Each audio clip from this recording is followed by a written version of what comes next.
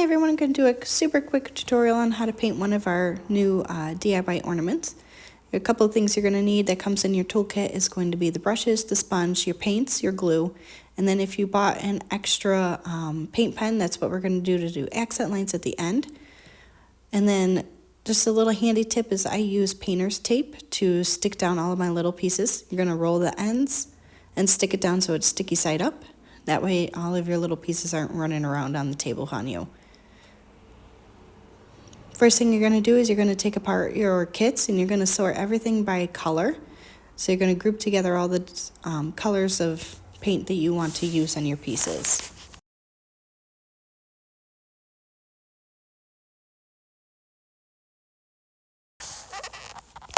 Now that you have all of your pieces separated by their colors, you can go ahead and start opening up the color that you want to use first. In this particular instance, I'm going to do my background color on the palette piece first. You can either dip your sponge directly into the little paint pot, or later on in this video I have a bright idea of actually using one of the brushes to scoop out the paint a little bit and put it on, I'm using a paper bag as my work surface, and I'm going to actually scoop the paint out of the paint pot so that it's easier to get my sponge completely covered, makes it easier to work with.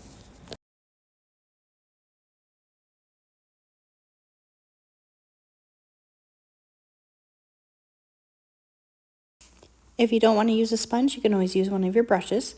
Sometimes the brushes are a little bit easier on the bigger surfaces.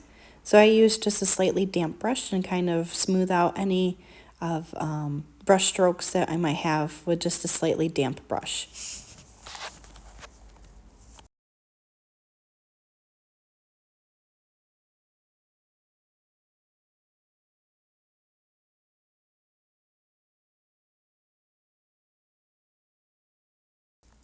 For this part though, you're going to want your sponge. We're going to load just a tiny bit of paint onto our sponge, dab off the excess, and we're going to use it to do the wording pieces. The main thing with this is you don't want too much paint on your sponge, otherwise you're going to fill in your lettering, which you don't want to do. So less is more. You'd rather do multiple coats than fill in your letters. So make sure your sponge has a very minimal amount of paint on it. You can always go through and do another coat.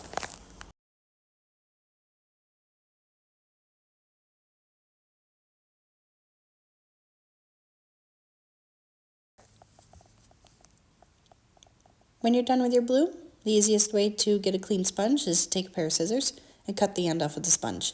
Do not put your sponge in water. That'll ruin your sponge so that you can't use it again. So the easiest way is to just take a pair of scissors and cut off the ends.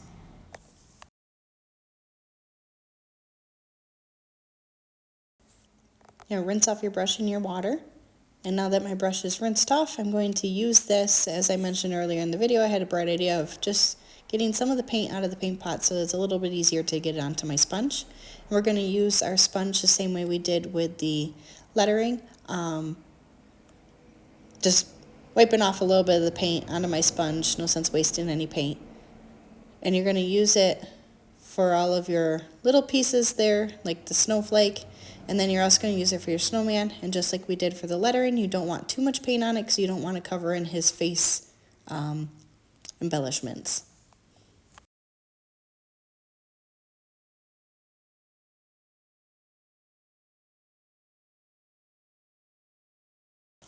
I'm going to use the sponge to do a little bit on the tiny little snowflake, and while I was at it, I had a tiny bit of the blue paint left, so I still have white on my sponge and I have a little bit of blue on my sponge, and I'm just going to put some blue tips on my snowflake just so it's not a flat white.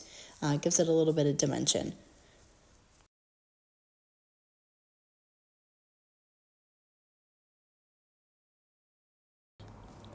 Now that we finished with the white, I'm going to switch to my next color. So my next color I chose was a lavender purple. Just using my little brush. You can use the sponge here too if you'd like. All you'd have to do is cut the end off of your sponge. I chose to just use the brush instead, and we're just going to brush a little bit of paint onto the scarf.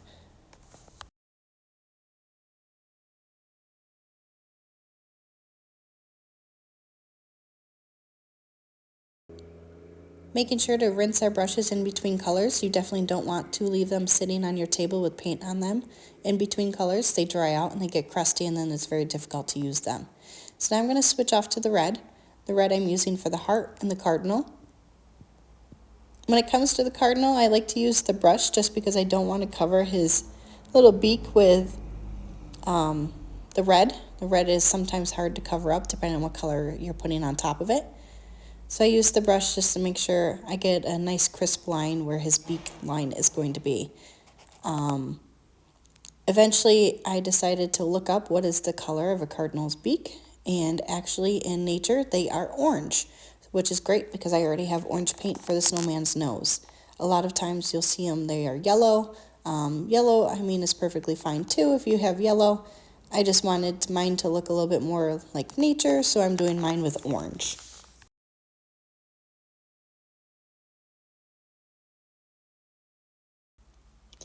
Next color I'm going to use is black.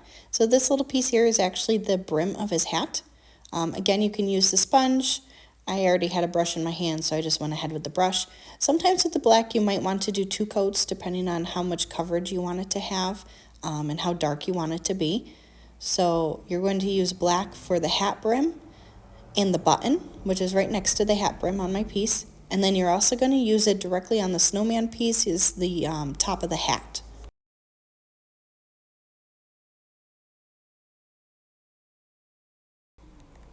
The next part of the video is completely optional. I like to go through with just a tad bit of white on my sponge, and a tad bit, I mean like the smallest amount of white. So I just have a little bit of white. Disregard that blue that's on there. That blue is dried up, so it's not going to affect anything now. So you're just going to have a tiny, tiny bit of white, and I'm just going to add a little bit of white to the edges of my pieces just to give them a little bit of definition. This is 100% optional, and you can always do it with other colors too. It doesn't have to be white. I just chose to use white as I fumbled the piece there. I chose to use white. It was kind of a complementary color for just about all of my pieces, so I didn't have to keep switching colors.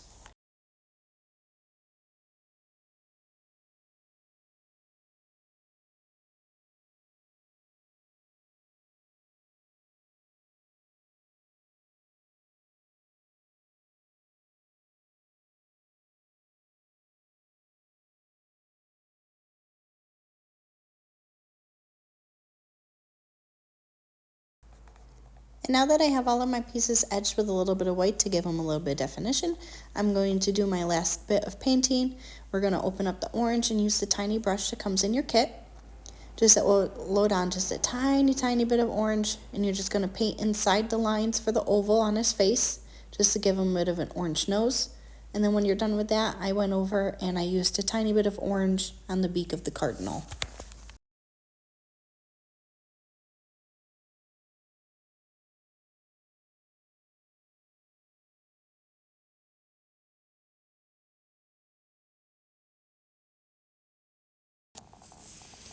So the last little bit that we're going to do here before we start doing any sort of accent lines or anything is I took a extra fine black paint pen that I had, and I'm going to use it to kind of make his eyes stand out. If you don't have a black paint pen, you could use the tiny paintbrush that comes with your kit. Just make sure it has a tiny bit of paint on it so you're not going too crazy, and you're just going to draw within the engraved parts of his eyes just so that they stand out a little bit more.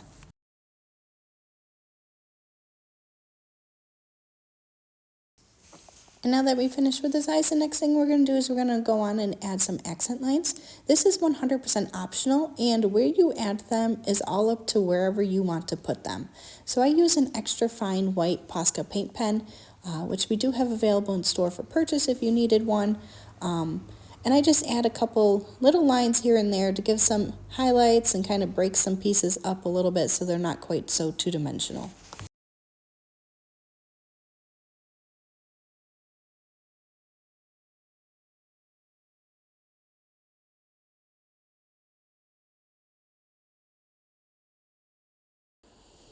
And now that we have all of our pieces finished, painted, and accented, the next thing you're going to do is you're going to take one of your paintbrushes and you're going to use the little pot that says glue on it.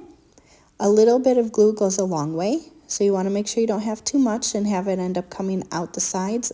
It does not dry completely clear, so just be careful of any overage of your glue that you might have.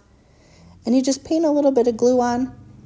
This glue does take a little bit to set up, so just make sure your pieces are where you want them to be before you leave the project to set while it sets up.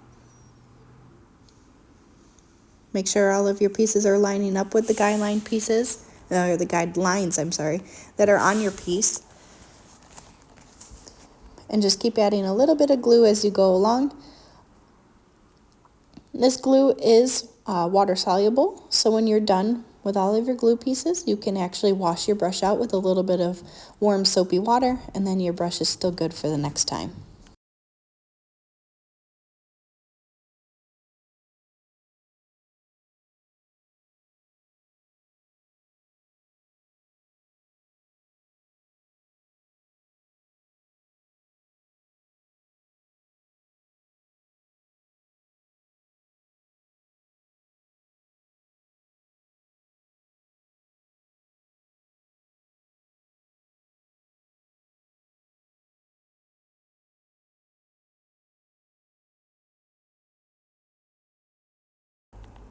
This next part is again completely optional, depends on what kind of look you want for your ornament. So I'm just dabbing my brush into a tiny bit of white paint, and I'm using my finger, and I'm just going to flick the paint onto my piece, creating kind of like some snow on my piece. I don't mind that it gets all over the snowman because he looks cute with it as well, so I'm just going ahead and I'm just doing little flicks of white paint all over the entirety of the ornament. If you only want it on certain pieces, it's kind of late to say this now, but if you only want it on certain pieces, then you would do this before you glue everything. But I wanted it on all of it, so I did it after I glued. Another option that you could do to create a snow effect on your ornament is you could actually take the end of your paintbrush and dip it into the paint. And then you can dab it onto your piece and just create little tiny circles, making the look of like snowflakes.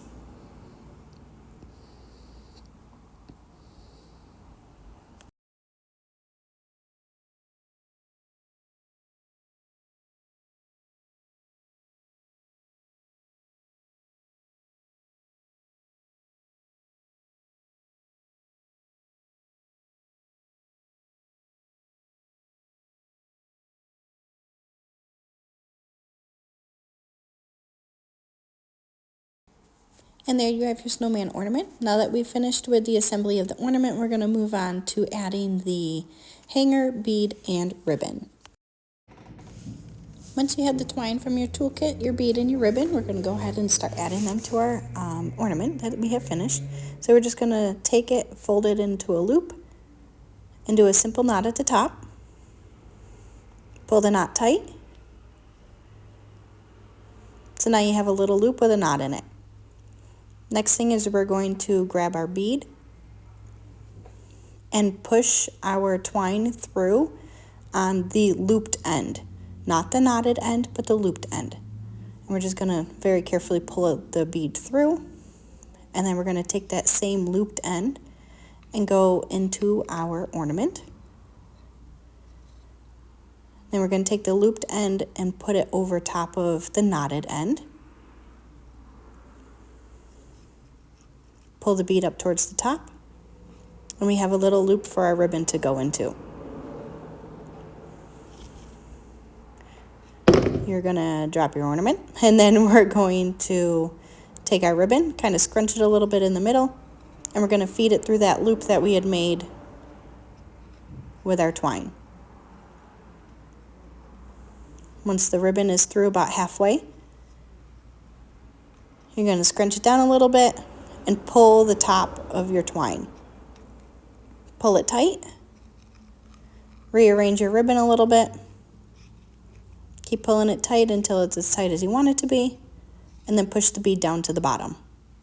And there you have it. You have a finished Christmas ornament that's perfect for a gift or for your tree. We have more ornaments in our store, so stay tuned for more.